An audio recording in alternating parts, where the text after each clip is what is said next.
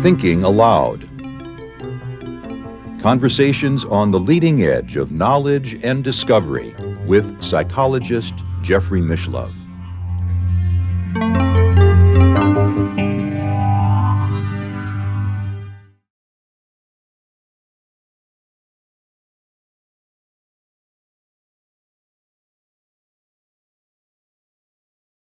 Now, my sense of a meditation is that it kind of goes in waves. You get to a certain state and it takes you to a place, and then you're there, and then like another wave might come along, take you a little further.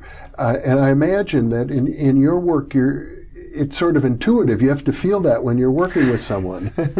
Certainly. So I've actually written a number of pieces of music whereby I will go into a meditation. I will go into that spaciousness, and then just feeling the room, I'll feel like, okay, I think that there should be some sort of cloud of sound, and so then I'll build that generative structure, and then I'll sit there with it for a while, and I'll say, it feels like maybe there's some water that should emerge from this space. Then I'll build on the water. Same thing with a bell, with some voices, some insects, some birds chirping.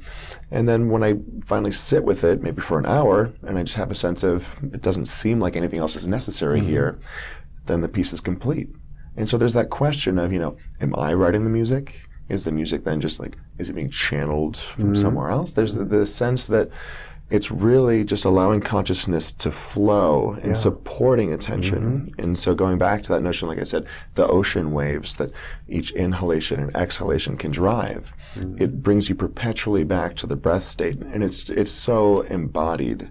And it feels organic. Some of the feedback that I've gotten over this past week, and it's been fantastic. People saying like, oh, I feel like they said the word heaven, I was in heaven at the moment, or, it just felt so organic and embodied. And you forget the fact that there's a phone, that there's technological mediation driving this experience, and it just lets you feel like your breath now is the wind, it's the ocean waves. So you're suggesting, if I hear you right, that through the research you've done, you have enough knowledge about this process to take people's physiological readings and use that to see where they are in the meditative process so that you know what input to give them to take them to the next level.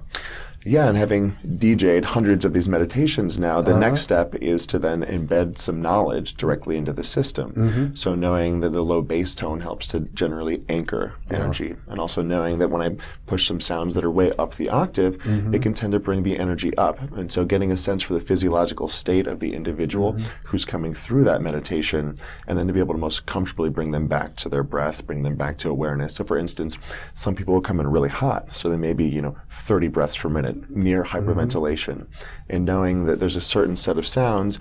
For instance, if there's a certain melodic structure that's embedded within this piece of music, it may not make sense to begin with that right away if they're coming in at that speed.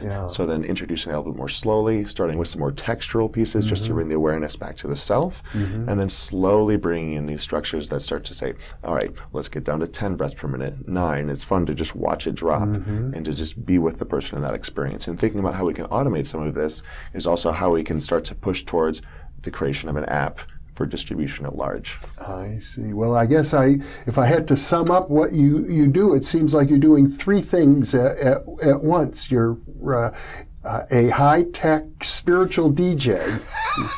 Yes.